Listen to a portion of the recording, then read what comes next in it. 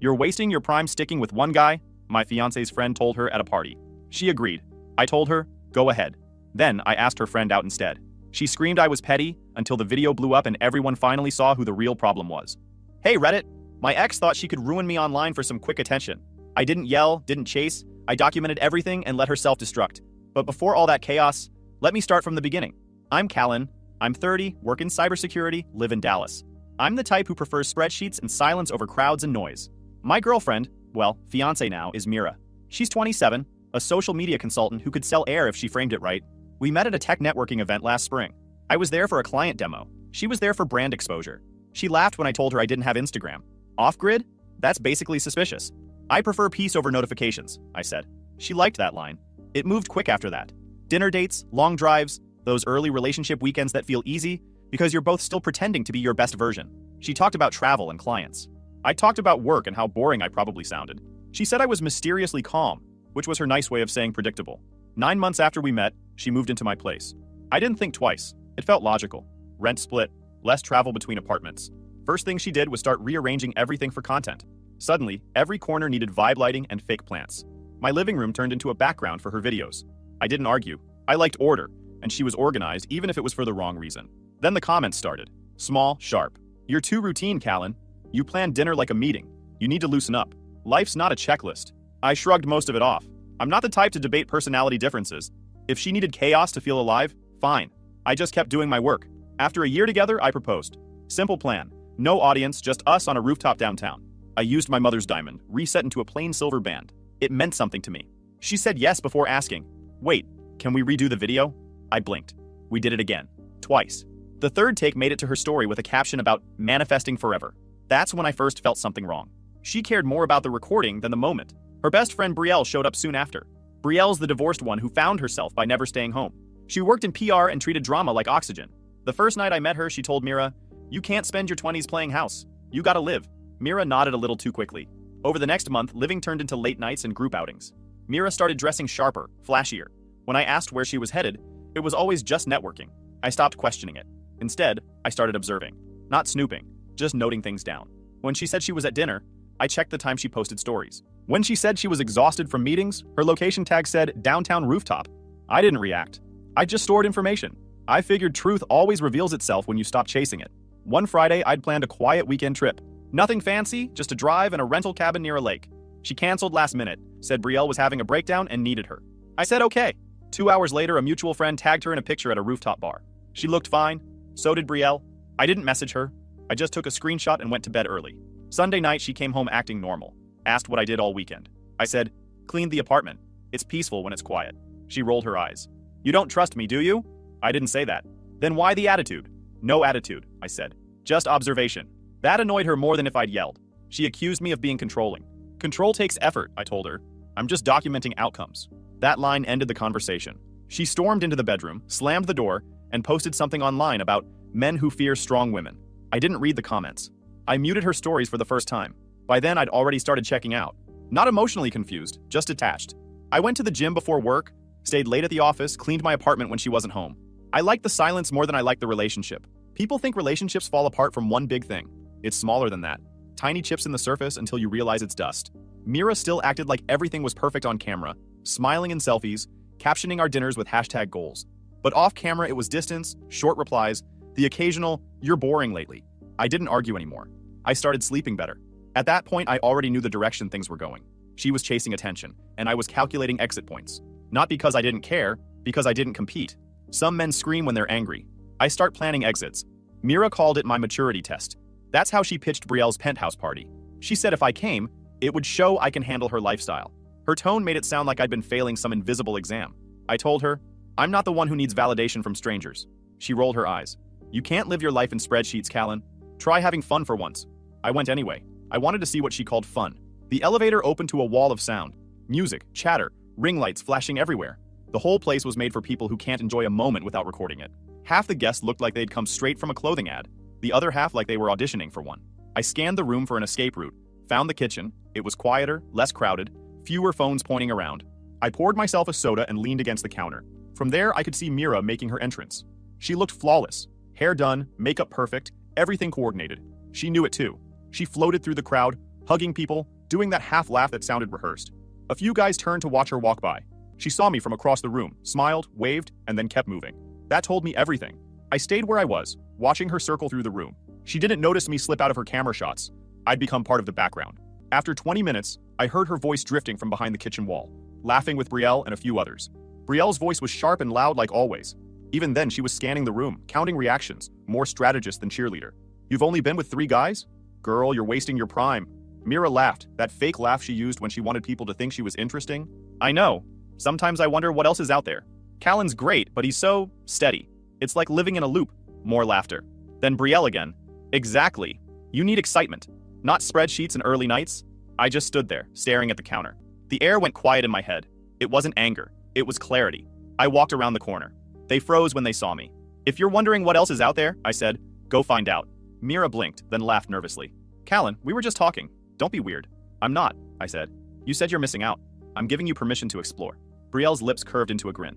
Finally, the robot speaks. I looked straight at her. Since you're the one giving exploration advice, you free Friday? Her smile sharpened. Sure, why not? The 2 other girls gasped. Mira's expression snapped from shock to rage. What the hell is wrong with you? She yelled. Are you out of your mind? No, I said. I'm just catching up. You said I'm too steady. I'm trying something new. She pointed at me, shaking. You're humiliating yourself. I picked up a bowl of chips from the counter. Seems like you're doing most of the work. That line broke the dam. She screamed my name, voice cracking. A few people turned, then more, then half the room stopped talking. Phones were already up. One guy whispered, Dude, this is insane. Mira stormed toward me, finger in my face. You think this is funny? You're embarrassing me. No, I said calmly. You embarrassed me for months. I'm just done pretending I didn't notice. She shoved my shoulder. You're such a jerk. Maybe, I said, but at least I'm consistent. Someone in the back snorted. A girl tried to pull Mira away. She spun, yelling at her too. Brielle stood off to the side, half smiling, half stunned. I leaned against the counter again, still holding the bowl. Let me know when the episode's over, I said. That made the crowd laugh. Not loud, but enough. Mira froze, realizing people weren't on her side anymore. She looked around and saw cameras pointed at her. The panic hit her face in real time. She screamed, You're pathetic! And stormed out of the kitchen, knocking over a drink tray. Liquid splashed across the marble. I watched her heels disappear down the hallway. Brielle turned to me. You actually gonna call me Friday? I shrugged. You said people should explore. I'm just following expert advice. Her smile flickered, half impressed, half wary. You're colder than I thought. Just efficient, I said, and walked out. The music started up again behind me, but quieter this time. People were whispering, checking their phones. I took the elevator down, hands steady, no rush. In the car, I sat for a minute, just breathing. No anger, no sadness, just a quiet kind of relief, like a puzzle finally solved. When I got home, I didn't check my phone. I opened my laptop, transferred funds from my dedicated wedding sub-account back into my personal checking, and deleted the shared calendar. Around midnight, pounding on the door. Mira, of course. I opened it halfway. She was crying, shouting, mascara streaked. You humiliated me, she screamed. You made me look like an idiot in front of everyone.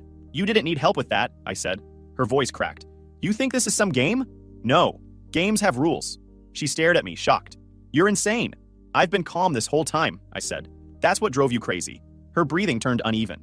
I'm leaving, she said. I can't do this anymore. Good, I said. She stood there speechless for a few seconds, then hissed, You'll regret this. Probably not, I said, and closed the door. I locked it, turned off the lights, and sat back down. My apartment finally felt like mine again. Quiet, clean, peaceful. I wrote one final line in my notes before bed. Observation complete. Freedom.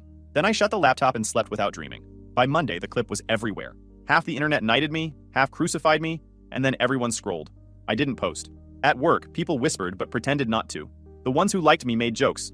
The ones who didn't stayed fake polite. In the break room, someone played the clip out loud, low volume, but not low enough. I kept stirring my coffee until they noticed I was standing behind them. They went quiet. Later that day, my boss, Mr. Ortiz, called me in. He's in his 50s, seen enough office drama to last a lifetime. I expected a lecture about personal matters spilling into the workplace. Instead, he nodded at the seat. You handled chaos like a pro, he said. Didn't feel like chaos, I told him. Just overdue honesty. He smiled. Still, most people would have melted down. Keep doing what you do. That was the only approval I needed. Around lunch, Mira started texting. The first message said, I'm sorry, I didn't mean it. Then another, I was drunk. Then 20 more, each longer and less coherent. By evening, she'd moved to, you ruined my life. Then to, you don't understand how hard it is to be me. Then back to, we can fix this. I didn't answer any of them. I muted the thread. That afternoon, she decided to come to my office instead. She showed up crying, makeup running, right through the glass doors. My coworkers froze. Callan, please, she said loud enough for everyone to hear. We need to talk. I stood up but kept my tone calm. You shouldn't be here, Mira. Why are you being like this? She shouted. I nodded toward the lobby. Security will walk you out. She blinked like she couldn't process it. You're really doing this in front of people? Yes. The guard walked her out gently, while she yelled my name one last time. I sat back down, opened my email, and kept working. An hour later, she texted again. You made me look crazy. I closed my phone. That night, I stayed late at work. When I got home, the apartment door wasn't fully closed.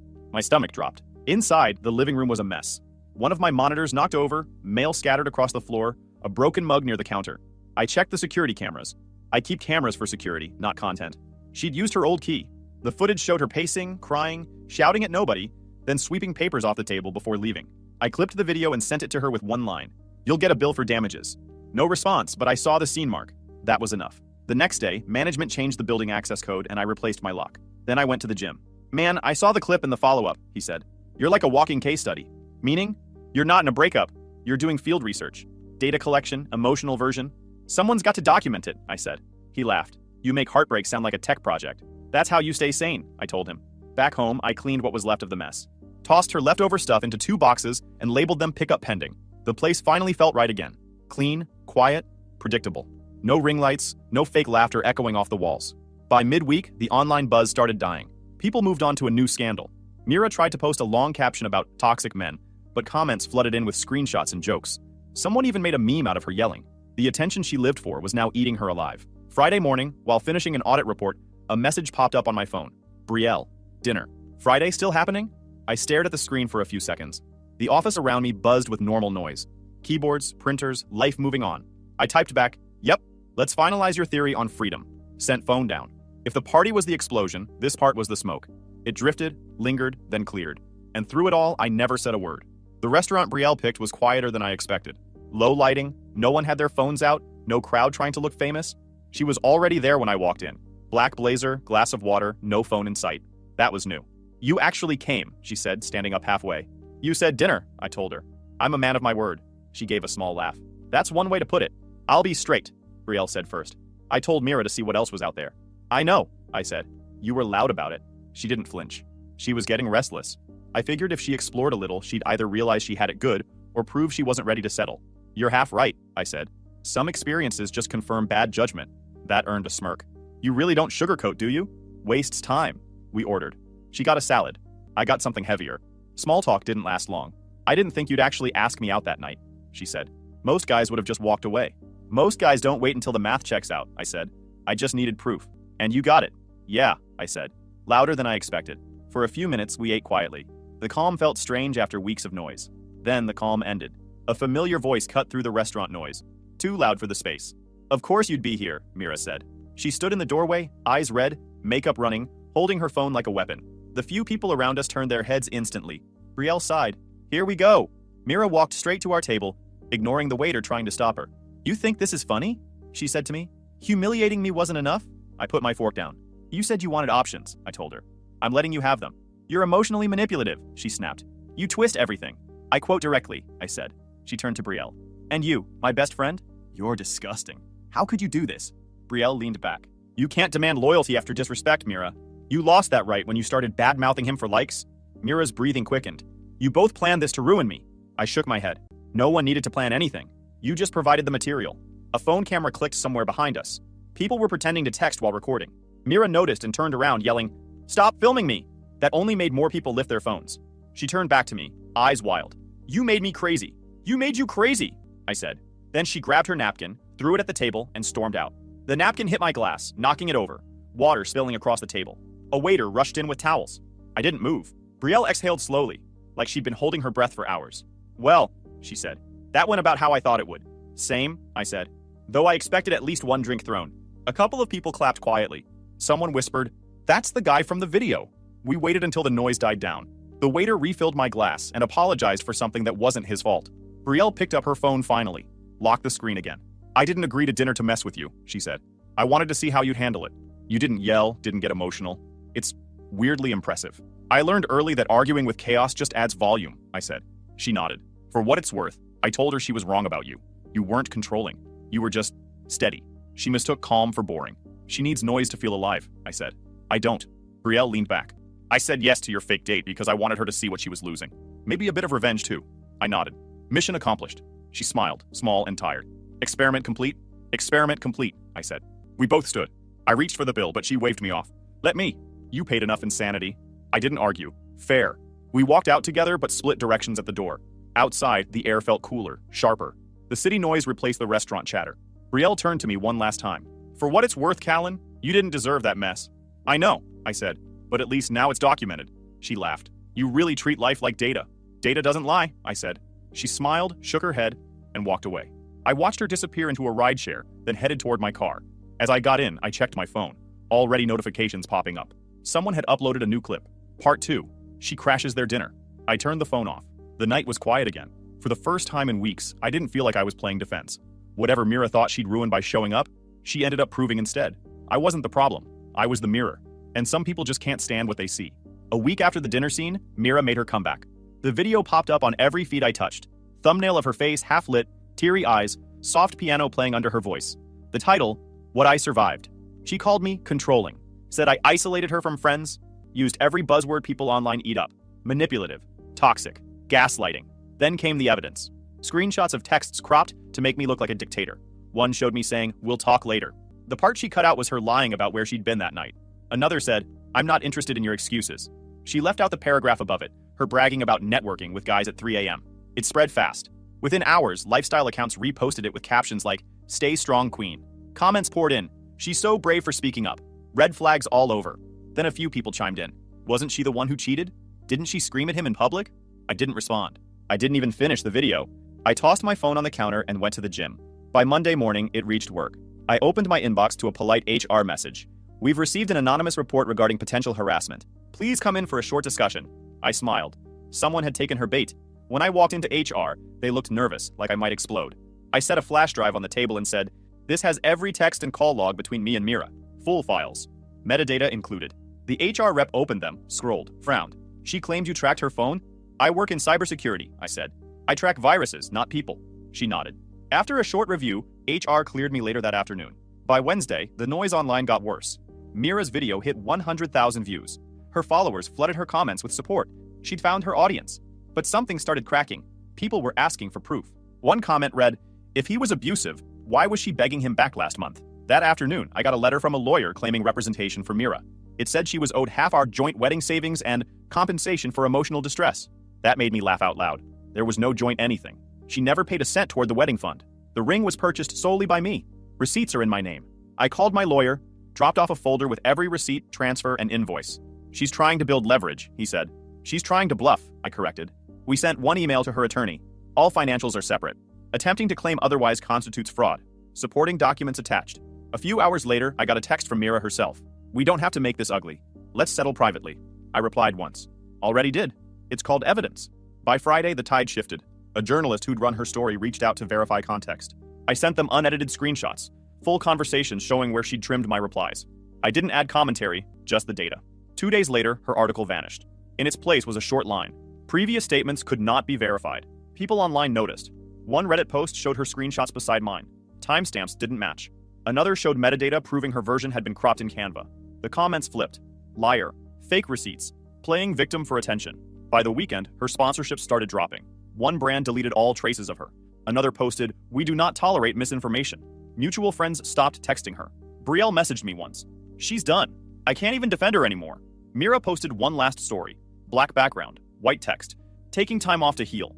It got maybe 20 replies, all sarcastic. That night, I opened my laptop. On the desktop sat a folder labeled Mira Evidence. It held hundreds of files. Screenshots, logs, timestamps, receipts, everything I'd needed to defend myself. I hovered the mouse over it. Then I renamed it Closed. I deleted the backup copy and kept the master for records. I didn't post a quote. I didn't celebrate. I just leaned back, closed my eyes, and let the silence stay. For about a week, Mira went silent.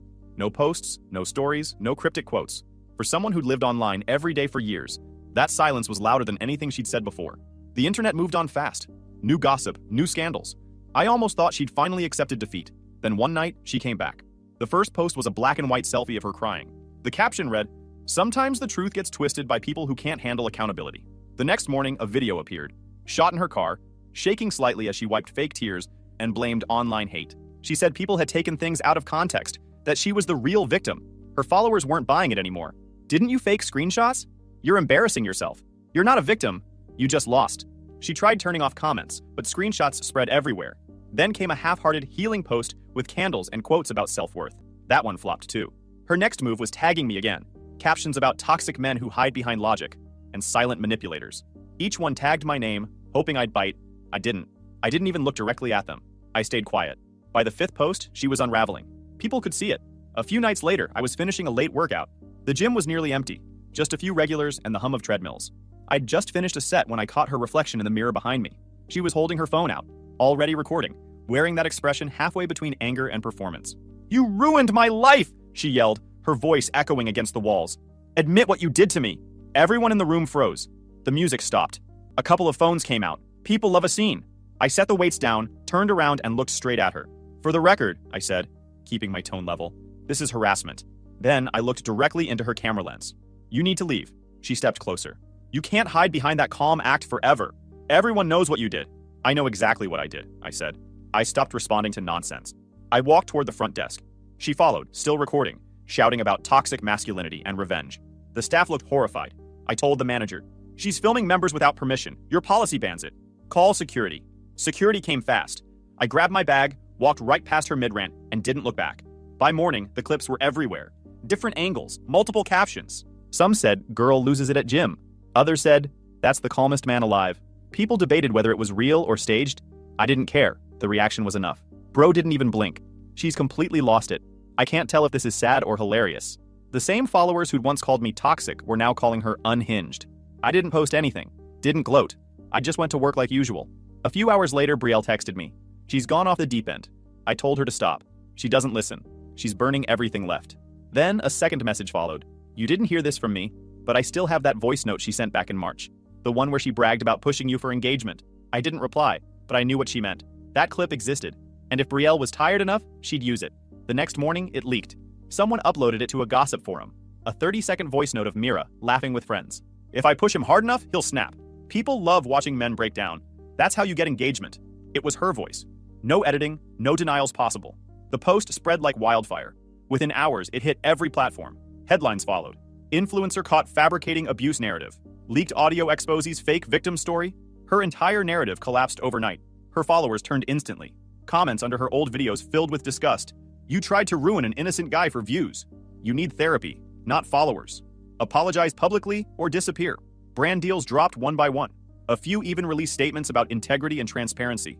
She went live once to explain, but ended up crying and blaming toxic media. No one cared. 3 days later, she showed up again. This time in my office parking lot. She wasn't dressed for a show anymore. No makeup, no filters, just a hoodie, messy hair, and puffy eyes. "Callan," she said, voice shaky, "please. I never wanted this. They twisted everything. I was just trying to protect myself." She started crying harder. "Everyone hates me now. I can't go online without getting death threats. You don't know what this feels like." I stood there, hands in my pockets. "You wanted attention," I said quietly. "You got it. Now live with it." She froze. "You're really just going to walk away? After everything?" "Yeah," I said. "That's the point." Security, already watching the cameras, came out again. She screamed, "You ruined my life!" as they led her off the property. People from other offices had stepped outside, watching silently. No one helped her. No one defended her. I went back inside and sat at my desk. My inbox was full, but I didn't feel like checking anything. Mr. Ortiz stopped by a few minutes later. "You good?" he asked. "Always," I said. He nodded. "Handled like a professional again." That night I got home, scrolled once through the trending page, and saw her name again. "Disgraced influencer confronts ex in parking lot." The clip already had 1 million views. I watched 10 seconds of it, then shut my phone off.